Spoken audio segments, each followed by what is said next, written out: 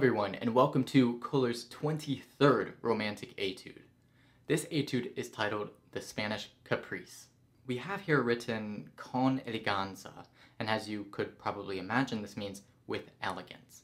So we want to approach this etude instead of having a sort of structured manner of playing this with a metronome and making sure everything lines up perfectly. For example, like this.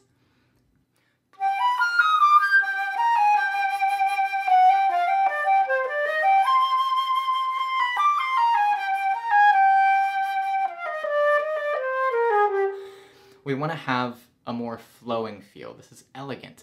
It's not supposed to be so rigid. Don't sit so rigid. Just relax. With this, you still need to keep in mind that it needs to have longer beat patterns.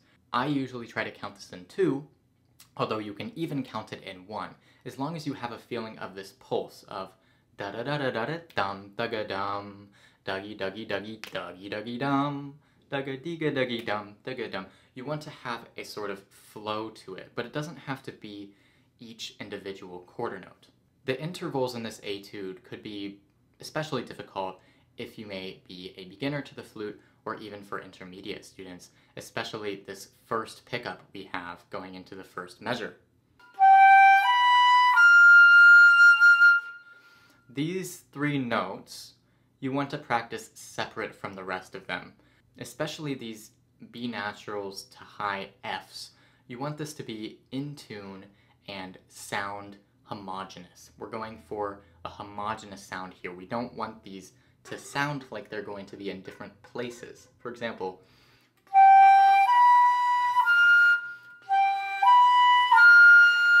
we're not going to try and search for that high F. We want it to just speak. And to do this, you actually have to think contrary to where the note looks. So maybe not even looking at your music, just look away and think of a B to a high F. And while doing this, instead of thinking of it as a high note, think of it maybe lower. We want to actually open everything in our mouth. And again, without getting caught up in every single note, we want to always make sure that this goes to the G, which is the downbeat of the first bar, instead of thinking of the high F as a sort of downbeat, because it's not. It's just a pickup.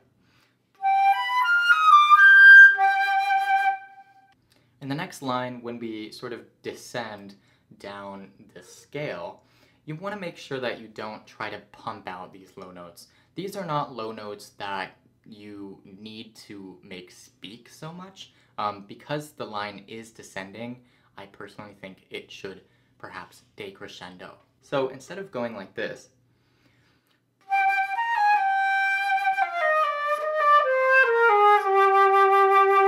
you might want to have a more rounded sound, one that would seem more polite and elegant.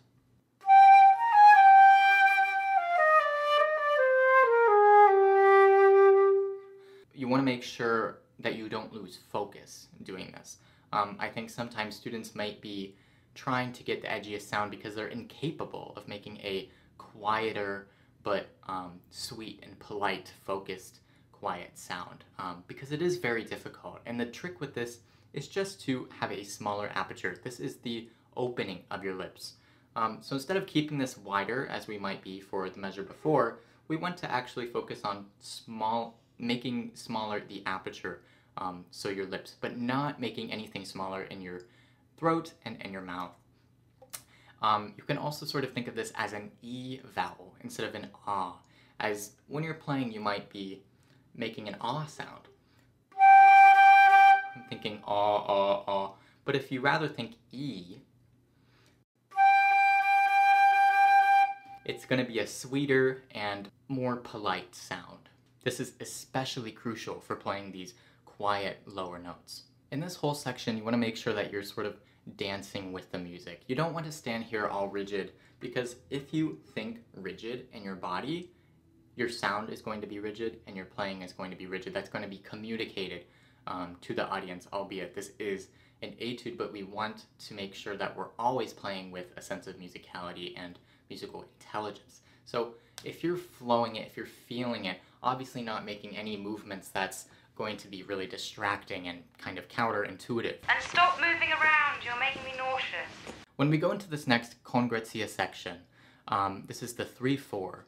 The key actually changes, and we have a very different feeling than what we were doing before. Before it was, you know, romantic and a Spanish caprice. Now it might be a little bit more rigid, but still musical. So during this section, I think you could play maybe a bit louder and a bit more articulate, as we have more articulations, but these are sort of the only articulations that we have in this etude. So maybe think of this more as a march.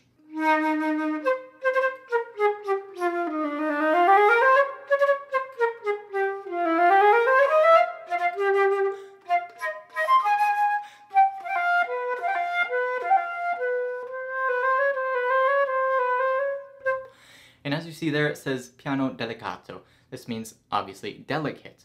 So you don't want to play this as rigid as you might have played the bars before that. And then you go back into the same sort of melody.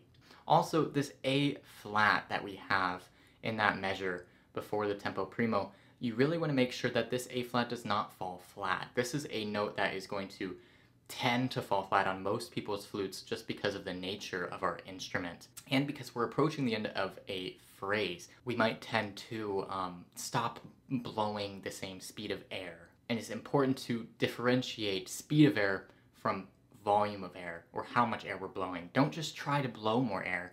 Make sure that you keep the speed of the air fast, or else this note will drop in pitch and it's not going to sound very good.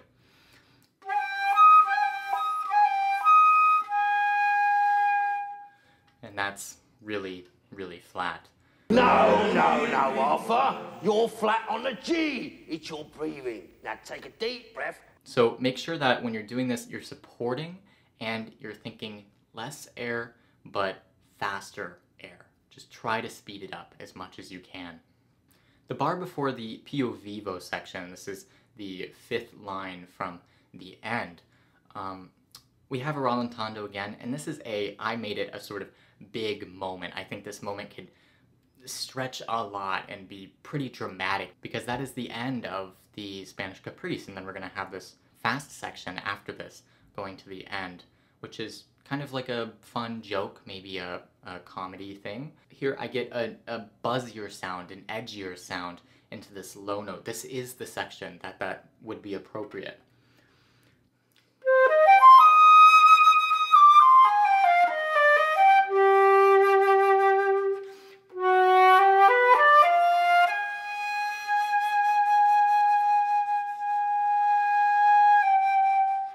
And we have a fermata on this A flat, and again, make sure it doesn't fall flat. We have to speed up the air or try to keep it fast. But we have a fermata on this A flat, and then we go to this G, and you see actually it's written metrically as a shorter note than the A flat. What's important is that you have this romantic feeling that it's going somewhere. You don't want to just leave it up to what's written on the page.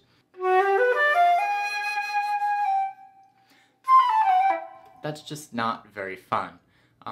So make sure you have this, always you have this musical flowing quality to your playing and to your sound. In this Pio Vivo, it is kind of a race. We're going to do a race to the end, pretty much. You want to practice this with a metronome. It's going to be quite difficult, but it is just scales. So hopefully, if you're practicing your scales, this won't be too challenging. Once we go 3 lines from the bottom of the page, we have this. It's subito piano. It's written piano, but subito piano meaning suddenly we're going to play quieter. So I have a crescendo into the C, and then suddenly quieter on this E. And this is going to be very small, tiny articulations here.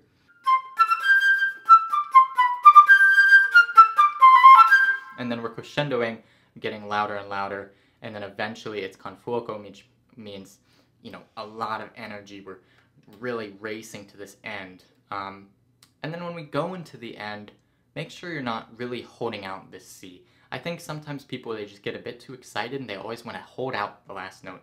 But as you see, it's written, it's an 8th note. It's not that. He wrote actual rests after this. So this gives us a clue that it's kind of like a joke. It's a funny ending. And to make this funny, you have to make it short. And obviously, the measure before that, when we're going down to the C, you're going to probably need to practice keeping the con fuoco energy, the fortissimo sound, going down to the low C, because this is going to be very difficult. Most players probably will sound something like this. And it's going to sound very sad if you end like that. I'm very sad to say.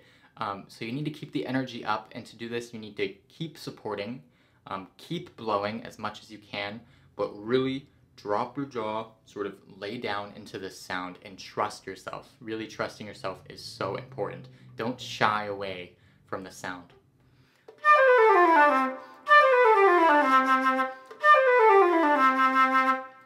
You want to really keep this open. So I hope that this helps. If you would like to learn anything else, I'm teaching online lessons at devynflute.com. I'll put it here on the screen, so you can go on there and book any lesson you want, any time that works for you. If you're learning any of these other etudes, I'd highly recommend subscribing so you can see those. I'm doing all of them. I've already done all of them up to this point, and then, you know, obviously I'm going to finish it out, all 25. And future etudes and anything you want, just leave a comment below and I'll be happy to get back to you. So I hope you enjoyed, I hope you learned something, and thank you for watching. Hopefully I'll see you in the next one.